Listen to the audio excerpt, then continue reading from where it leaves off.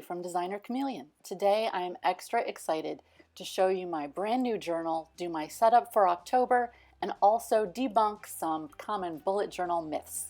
So let's jump in and take a look at this brand new gorgeous Archer and Olive journal.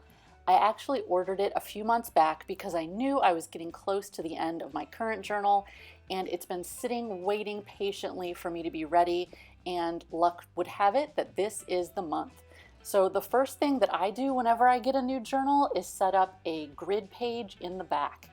I don't know if that's something that you do. I know a lot of people do it, so I figured I would take this opportunity to do it with you in case you need an inspiration for setting up your next journal. As I start this setup, I will mention my first bullet journal myth that we're going to debunk. Figuring out the spacing is too hard.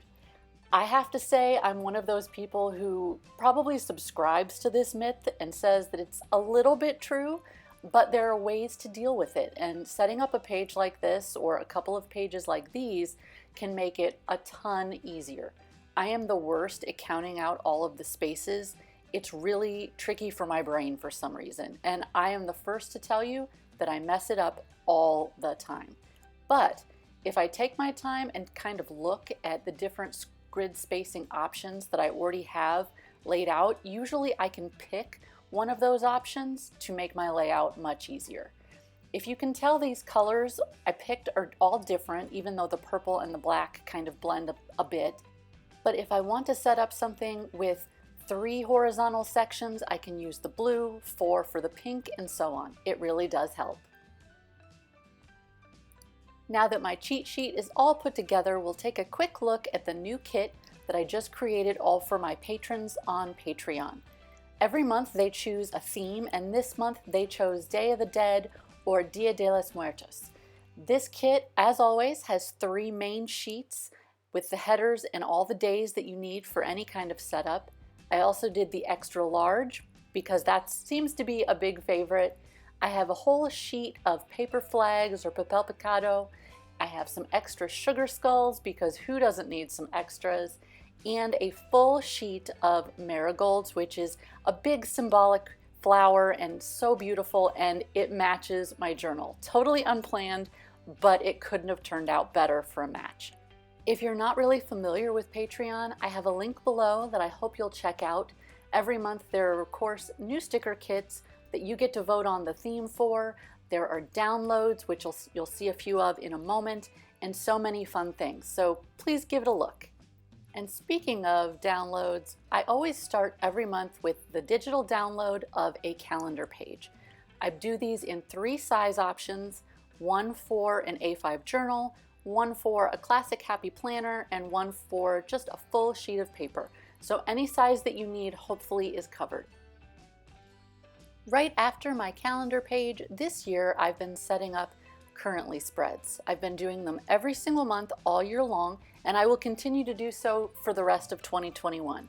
Not quite sure what I'm going to do for 2022, but thankfully I have a little bit of time to figure that out. So the first thing that I did for this currently spread is I decided to dive in and create a Dutch door. I never create Dutch doors because they intimidate me. So I thought, what better way to start off with my new journal than jumping in with the thing that I know I'm going to mess up and that intimidates me the most, so that I don't have to worry about it and I can just be free to try anything I want in this new journal. I'm going to go ahead and mix up some paint real quick so that I can make a color wash of basically a sky blue fade, kind of like what I did with the actual cover page for my calendar. While I get this color wash started, I'm going to go ahead and debunk another common bullet journal myth. Myth is, I don't know how to draw or paint or hand letter. And I've heard this one from a lot of people when I mentioned that I like to do bullet journaling. You don't have to be able to draw or to paint or to hand letter to put together a bullet journal. In fact, the basics of a bullet journal don't involve any of that at all. Now, of course, you can incorporate anything you want, and that's what makes it so much fun, to inspire yourself and to be creative.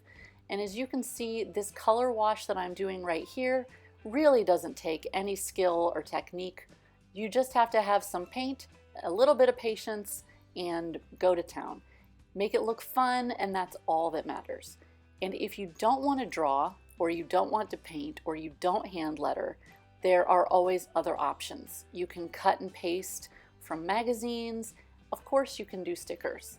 But when it comes to drawing, I can tell you that I don't really draw in my bullet journal very often at all. I do all of my drawing for my stickers on my iPad, which is my favorite way to create right now, and I don't really draw in my journal, so you definitely don't have to have that skill. For painting, I really started painting in my journal only a few months ago, and while it's a ton of fun, it's definitely not necessary. You can create anything as far as a color wash or a different image by doing a projection onto your page. If you're someone that has that kind of equipment, I know a lot of teachers like to do that. You can use wallpaper samples, anything that speaks to you. Craft paper is definitely an easy and fun way to go to get a big impact on your pages with very little money and very little time involved too. With hand lettering, I don't really hand letter much at all. I do when I make my sticker kits, but on my actual journal, I usually just use my regular handwriting, and that's completely fine. I'm going to go ahead and get this currently set up going with one of my header stickers and the currently prompt from my currently prompts page. I'm using the brush font. I do have these in 4 different fonts depending on what style you like. And I'm going to take a paintbrush and just dab a little line of blue color onto each row 3 rows apart. That way they're evenly spaced and I have a little bit of that color to pull through from my sky wash on the other page. You might notice that the stickers stick out farther than my Dutch door. Totally not intended, but that's how it goes. We have to roll with it. And I know I say this pretty much all the time, but mistakes happen, and it's more about the fun of the project and taking some time for yourself than making a perfect final product. As long as you enjoy it, that's all that counts. With a few additional embellishments and the rest of my currently prompts in place, the ones that I know that I'm going to want extra room to write on that last page, I'm all set for the month. These are so fun to look back on in years to come, or just even months to come, to see what has changed in your day-to-day life. As you can see, setting up your bullet journal does not have to be hard at all. In fact, that leads me to the next myth I'm going to debunk, which is setting up a bullet journal takes too long. Of course, this video has been edited down for time, and I do speed up things here and there, but I can honestly tell you that my complete setup took less than an hour. Yes, less than 1 hour, and that does include doing the page in the back where I set up my grid for spacing. I will say I did do that in pencil before I inked it in on video, and that probably took me an additional 15 minutes. So if that gives you any idea, how long it takes to set up your bullet journal for the month is completely up to you. It can be as intricate as you want it to be, or as simple as you want it to be. For instance, these pages here are going to be my brain dump pages for the month. I'm doing one for business, one for personal, and one for holiday planning because, yes, the holidays are literally around the corner. And I know I have so much to make sure that I get covered and get ready. And if I put it all on one page, I'll be able to look at it and not feel stressed because I'll know I have everything captured. So something like this only takes a moment to put together. It looks cute. It makes you come back and use it, makes you reference it more often. Could you embellish more? Absolutely you could. But something I find is a lot of the bullet journal people that I follow on Instagram and other media make very simple layouts just in a very pretty style. And that's all you really need to do to make it your own.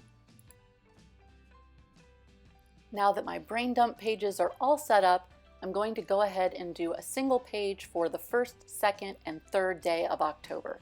Since October starts on a Friday, I'm just going to close out that weekend and start the next page spread on a Monday because that's what I prefer to do. Obviously, it's always personal preference, but a couple of simple candle stickers, a couple of dates, some lines, and you're all set. To make a weekly spread even faster and even easier, I'm using another printable from my Patreon. This is a weekly spread that you can just paste in. Just like my calendars, I make these in the A5 size, in the classic Happy Planner size, and also for plain paper size. It really can't get much easier than print and paste, and you've got a whole week ready to go. As we jump into the flip through, I'll do my last bullet journal myth that I'm debunking for this month, and that is that sticker kits don't have enough stickers in them to really fill out an entire month. A friend of mine who just recently decided to get into planning said to me, "How many sticker kits will I have to buy to fill in an entire month?" And I told her the truth. 1, you really don't need more than that. Can you use more than that? Absolutely you can. But as you can see, I set up quite a few pages here, and I haven't even touched half of the stickers in this kit. In fact, I haven't even touched any of my sugar skull stickers just yet. I'm saving them for some holiday spreads that I have planned. So you can definitely get by on one sticker kit and spread it out throughout the entire month if you want to. You can also mix and match your sticker kits or weave in leftover stickers from other projects anytime. Thanks for hanging out with me and setting up my new journal. If you'd like to see how I utilize the rest of these stickers, please check out my Instagram at designerchameleon. And in the meantime, take some inspiration from these beautifully decorated pages done by people who have used my stickers and tagged me on Instagram. If you tag me on your next post, you might see your photo pop up in my next video.